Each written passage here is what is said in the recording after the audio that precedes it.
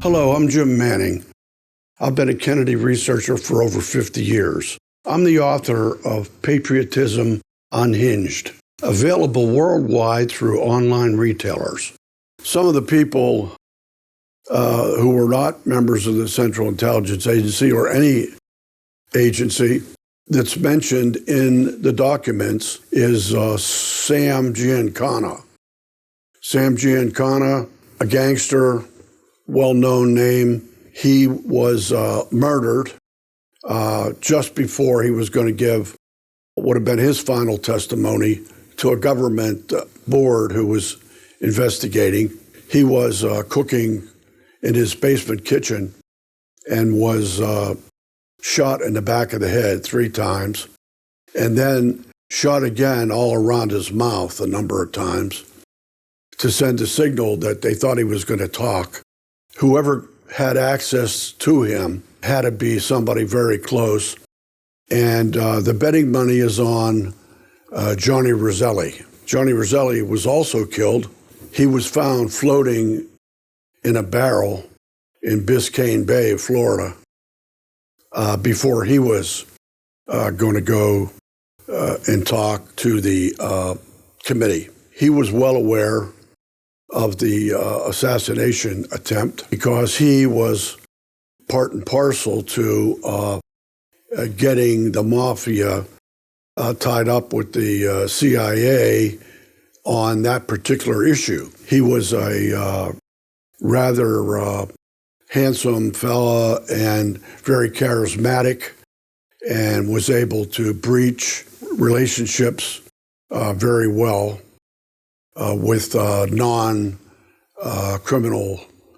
people. I could go on because so many people knew about this. Take, for example, the body of John Kennedy. Now, the body of John Kennedy left Parkland, and you never hear anything about that because you assume that what you see in the news, where the next thing you see is the Secret Service carrying the coffin up the back steps of the plane and then having trouble getting it in the plane because it was too wide and breaking off some of the handles, I believe. I will tell you that after 55 years of researching this thing, I don't believe there was a body in that casket. The body had been switched after it left the funeral home and was found later at the hospital coming out of an ambulance, and not what everybody saw on television, which when they landed at Andrews Air Force Base,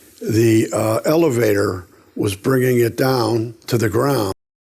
It was then moved into the ambulance that was there, and then Jackie and Robert Kennedy at that moment got into that ambulance along with his personal physician.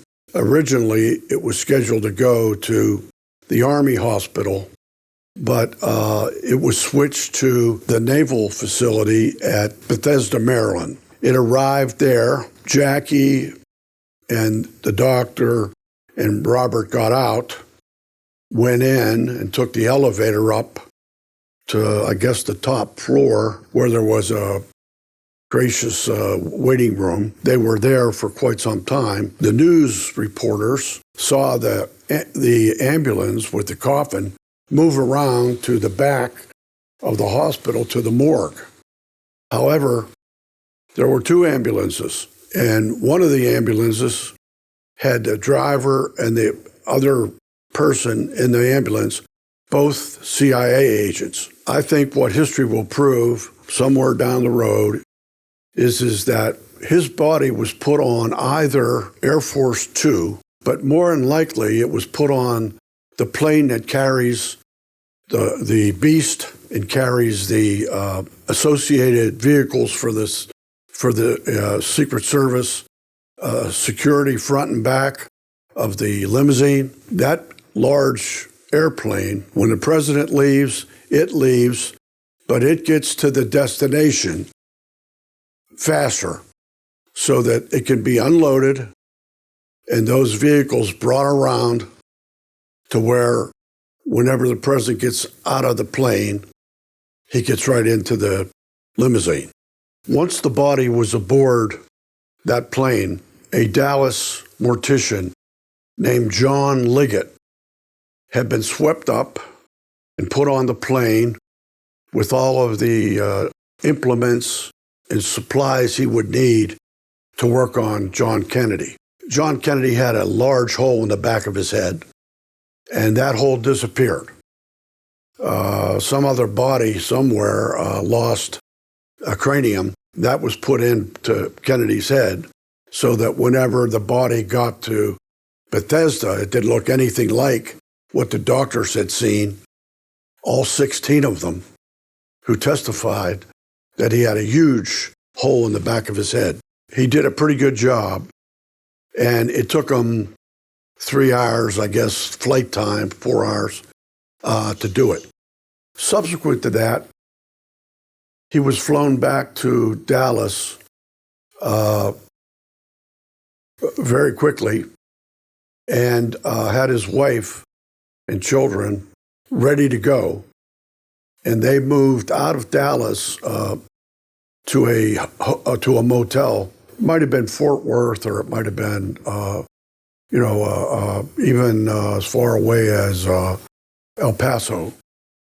And they were he was watching constantly the TV information about the assassination. When he saw Oswald had been murdered by Jack Ruby, he said to the family, "Okay, that's it. Get everything in the car. We're going home." And after that, they became quite wealthy. They moved out of the house that they were living in to a much larger house. He became a gambler with a lot of heavy gambling going on at the house. He was shot trying to escape from jail on a trumped-up charge of some kind. So that was probably one of the 165 killings to get people who knew too much about the assassination or vital information about it from being able to tell anybody about it.